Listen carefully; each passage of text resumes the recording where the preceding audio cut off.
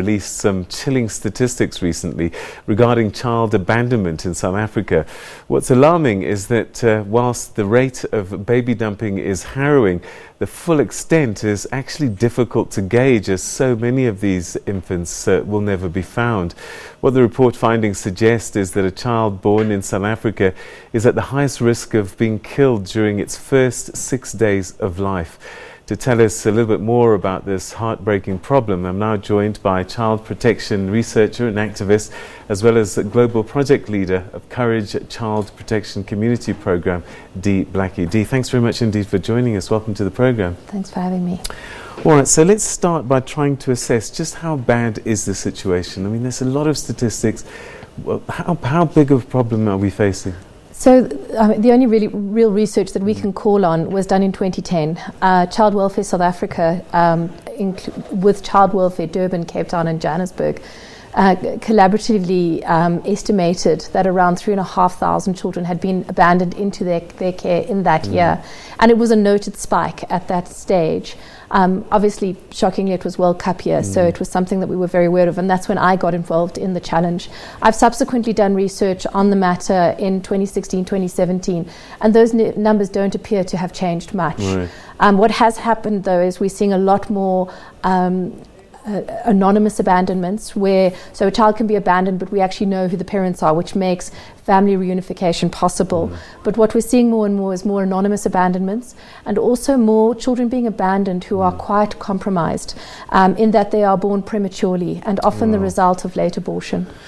All right, so where are these babies typically being dumped? Because of the late abortion challenge, many of the children we find in toilets, in drains, in those sorts of spaces. Young women are told, take these pills and this baby will just dissolve inside of you. Of course it doesn't, it just brings on contractions. And so we're seeing third trimester births where the children survive, often in public toilets and those sorts of spaces, but mostly in unsafe spaces. And I think that's the major concern. Because we have made anonymous abandonment illegal in South Africa, there's no safe haven law for children for mothers to be able to hand over their babies safely. So the result is that many of our children, most of our abandoned children, are found in unsafe spaces. And some of them they're never found if these spaces are hidden. Absolutely. I know in terms of statistics that during my research, which was pretty extensive, with the morgues in Gauteng, we estimated that of every one child found alive, at least 2 died. So this is obviously a major concern. All right, so do we know why this is happening? Why does someone find themselves in a situation where they say, the only thing I can do is to dump this child? I mean, it's really it's pure desperation. So with economic struggles, with the country facing many economic problems, especially currently, I believe this is why we're seeing such an increase in child abandonment. Mothers are desperate. They've been abandoned by the father of their child. Often the father of the child raped them in the first place. They've been abandoned by their families, and they've been abandoned by the state. So they are not being provided with the care and support that they require to actually take care of this child, or even themselves. And if they can't take care of themselves, it's almost impossible for them to then look after a baby.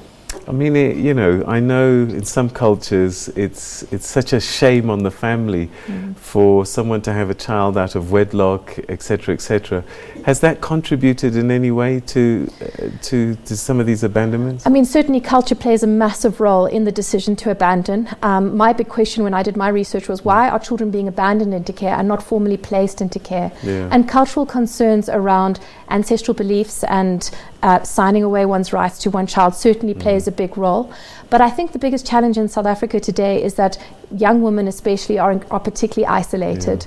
They fall pregnant and nobody wants to help them. I think it's my greatest concern as a child protection community worker is that women are falling pregnant in communities, their bellies are growing, the bellies then disappear and there's no child. And people aren't asking questions. So I think one of the challenges is certainly what we see in our various township environments, in the inner city. You have a lot of young women, they are on their own, and there's very little community support and familial support. So community support, familial support, what can we do to do something to reduce these numbers? I think an immediate thing that we can do is provide some kind of safe haven law where we make it legal for a young mother to hand over a baby safely and securely and anonymously, because they don't want to tell their families that they are in fact pregnant.